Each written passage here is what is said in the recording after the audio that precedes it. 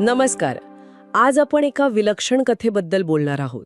विचार करा, एक महान ऋषी योग सामर्थ्याने शरीर सोडतो, हम्म. परमोच्च ज्ञानाचा समाधीचा अनुभव घेतो आणि तरीही काही काळानंतर त्याच भौतिक शरीरासाठी शोक करतो. हो, हे खरंच अजब वाटतं नाही का? अगदी. हे कसं शक्य आहे, यामागे काय दडलंय?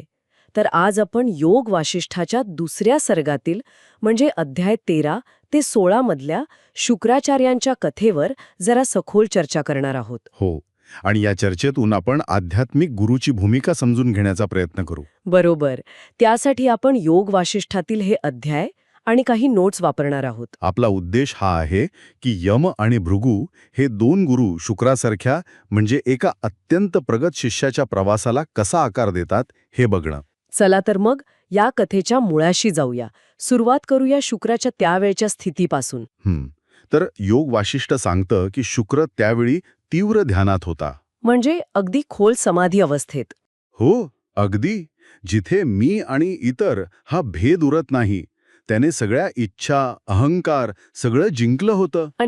आणि मग त्याच अवस्थेत आपल्या योग सामर्थ्याने शुक्राचार्यांनी आपलं भौतिक शरीर सोडलं.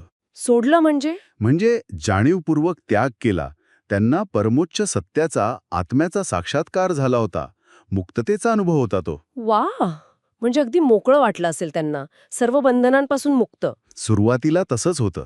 विलक्षण आनंद, मुक्तता. पण कथेत एक वळण येतं. काय होतं? जेव्हा शुक्राची चेतना पुन्हा बाह्य जगात यायला लागते तेव्हा त्याला धक्का बसतो. कसला धक्का? त्याचं जे मूळ शरीर होतं, जे त्याने मागे सोडलं होतं, ते एकतर त्याला सापडत नाही किंवा सापडतं तेव्हा ते पूर्णपणे सडून गेलेलं असतं. अरे देवा. मग? आणि हे पाहून योग वासिष्ठ म्हणतं, शुक्र तीव्र शोकात बुडतो, गोंधळून जातो. त्याला प्रचंड दुःख होतं. पण हे कसं शक्य आहे? इतका ज्ञानी ऋषी, ज्याला आत्मसाक्षात्कार झालाय, तो शरीरासाठी रडतोय. अगदी. हाच तर विरोधाभास आहे. एकीकडे ज्ञानी ऋषी आणि दुसरीकडे नष्ट झालेल्या शरीरासाठी इतकी आसक्ती. तो अक्षरशः अज्ञानासारखा वागू लागतो, सांसारिक दुःखात अडकतो. हे तर म्हणजे धक्कादायक आहे. इतक्या उच्च पातळीवर पोचल्यावरही आसक्ती शिल्लक राहते. हो. आणि वसिष्ठ ऋषी हेच सांगतात. ते म्हणतात की ज्ञानी माणसातही काही नैसर्गिक प्रवृत्ती, काही खोलवर रुजलेले संस्कार उरलेले असू शकतात. अच्छा. ज्यामुळे त्यांना दुःख किंवा मोह जाणवू शकतो. शुक्राची शरीराप्रती असलेली आसक्ती इतकी खोल होती की ज्ञानाच्या त्या अनुभवांनंतरही ती पूर्णपणे गेली नव्हती. आणि म्हणूनच मग कदाचित गुरुची गरज निर्माण होते. अगदी बरोबर. हे स्पष्ट होतं की केवळ स्वतःची अनुभूती पुरेशी नसते. कधीकधी खोलवरच्या आसक्तींवर मात करण्यासाठी मानसिक गोंधळातून बाहेर पडायला मदतीची गरज असते. हो, बाह्य मार्गदर्शनाची, गुरुच्या मदतीची गरज असते. आणि मग इथे कथेमध्ये प्रवेश होतो यमधर्माचा. यम. आपण तर यमाला मृत्यूचा देव म्हणूनच ओळखतो, पण इथे त्यांची भूमिका वेगळी आहे. हो, इथे यम फक्त मृत्यूचा देव नाही, तो ज्ञानाचा, वैश्विक नियमांचा मार्गदर्शक म्हणून येतो. त्याची मुख्य शिकवण काय आहे इथे? यमाची शिकवण फार मूलभूत आहे. तो शुक्राला सांगतो, अरे शरीर हे मांसाचं नाही, ते मनाचं बनलेलं आहे. मनाचं म्हणजे आपले विचार, आपल्या कल्पना, आपल्या धारणा याच आपलं वास्तव बनवतात. स्वर्ग आणि नरक सुद्धा त्या भौगोलिक जागा नाहीत. अच्छा. त्या आपल्या मनाच्याच अवस्था आहेत. विचार शुद्ध तर अनुभव स्वर्गाचा, विचार अशुद्ध, आसक्त तर अनुभव नरकाचा. ही शिकवण तर मनाच्या सामर्थ्यावर खूप भर देते. नक्कीच. यमासारखा गुरु काय करतो?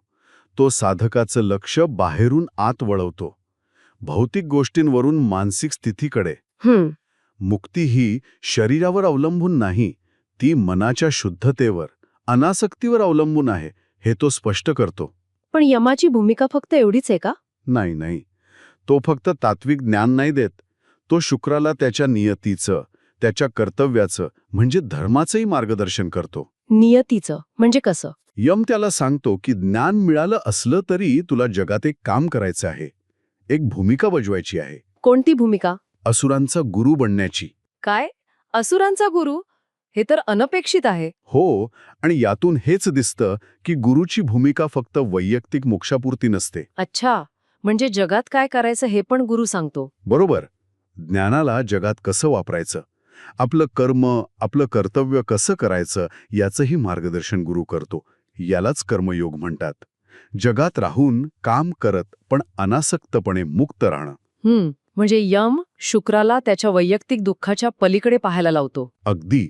आणि अजून एक गोष्ट, यमाच्या उपस्थितीतच शुक्राला त्याच्या मागच्या अनेक जन्मांची आठवण होते. अरे वा, तेही महत्वाचं ठरलं असणार. हो, त्याच्या पुढच्या प्रवासासाठी ते गरजेचं होतं. म्हणजे यम इथे वैश्विक सत्य, मनाचं सामर्थ्य आणि कर्तव्य किंवा नियती या सगळ्याचा संगम साधणारा गुरु ठरतो. थोडा कठोर पण दिशादर्शक. बरोबर. पण कथेला आणखी एक पैलू आहे. कोणता? शुक्राला फक्त यमाचंच मार्गदर्शन नाही मिळत, त्याचे वडील भृगु ऋषी ते सुद्धा येतात. अच्छा, भृगु ऋषी. त्यांची पद्धत कशी आहे? यमासारखीच? नाही, उलट. त्यांची पद्धत खूप वेगळी आहे. जेव्हा शुक्र त्या हरवलेल्या शरीरासाठी शोक करत असतो ना, तेव्हा भृगु ऋषी येतात आणि ते अत्यंत सौम्यपणे अगदी पित्याच्या मायेने शुक्राचं सांत्वन करतात. त्याला पुन्हा ज्ञानाची आठवण करून देतात. म्हणजे जणू काही भावनिक आधार देतात. हो, अगदी. संकटाकाळात ज्ञानी मैत्री आणि करुणामय शिकवण असं त्याचं वर्णन करता येईल. त्यांची शिकवण नेमकी काय असते मग? भृगु ऋषी सुद्धा तेच सांगतात. शरीर नश्वर आहे, भ्रम आहे, दुःख अज्ञानातून आणि आसक्तीतून येतं. खरी शांती अनासक्तीत आहे. म्हणजे तत्वतः यमासारखंच. मग फरक काय? फरक पद्धतीत आहे. यम जिथे वैश्विक नियम आणि कर्तव्यावर जोर देतो, तिथे भृगु ऋषी ज्ञानाला पितृसुलभ करुणेसोबत जोडतात. ते शुक्राच्या त्यावेळच्या वेदनेला समजून घेतात. म्हणजे एक वैश्विक दृष्टिकोन देतो, तर दुसरा वैयक्तिक पातळीवर आधार आणि करुणा. अगदी. पण भृगु इथेच थांबत नाहीत. अजून काय करतात ते? हो, इथे गोष्ट अजून रंजक होते. भृगु फक्त बोलत नाहीत, ते कृती करतात. काय कृती? शुक्राला त्याची नियती पूर्ण करायची आहे, म्हणजे असुरांना शिकवायचं आहे. बरोबर आहे. त्यासाठी त्याला शरीर हवंय, बरोबर? हो, बरोबर. भृगु ऋषी काय करतात? आपल्या मंत्र सामर्थ्याने शुक्राच्या त्या सडलेल्या, निरुपयोगी वाटणाऱ्या शरीराला पुन्हा जिवंत करतात. काय सांगताय? खरंच? हो, आश्चर्य आहे. म्हणजे त्यांनी शुक्राला त्याच्या कर्तव्यासाठी पुन्हा तयार केलं. अगदी. आणि हे पितापुत्राचं पुनर्मिलन फक्त भावनिक नाहीये, ते प्रतिकात्मक आहे. कसं? हे म्हणजे ज्ञानाचं भृगु, करुणामय मार्गदर्शन आहे. कुणासाठी? तर रूपांतरित पण अजूनही थोडी आसक्ती उरलेल्या इच्छेसाठी शुक्र. भृगु त्याची चूक दाखवतात, पण शिक्षा नाही देत. उलट पुढच्या कामासाठी साधन देतात. म्हणजे पुन्हा मार्गावर आणतात, पण प्रेमाने, करुणेने. बरोबर. तर मग एकंदरीत यातून आपण काय घ्यायचं? गुरुच्या दोन अगदी वेगळ्या पण महत्वाच्या भूमिका दिसल्या आपल्याला. यम, वैश्विक सत्य, नियती, निस्संग कर्तव्य. आणि भृगु, करुणा, भावनिक आधार, एकीकरण.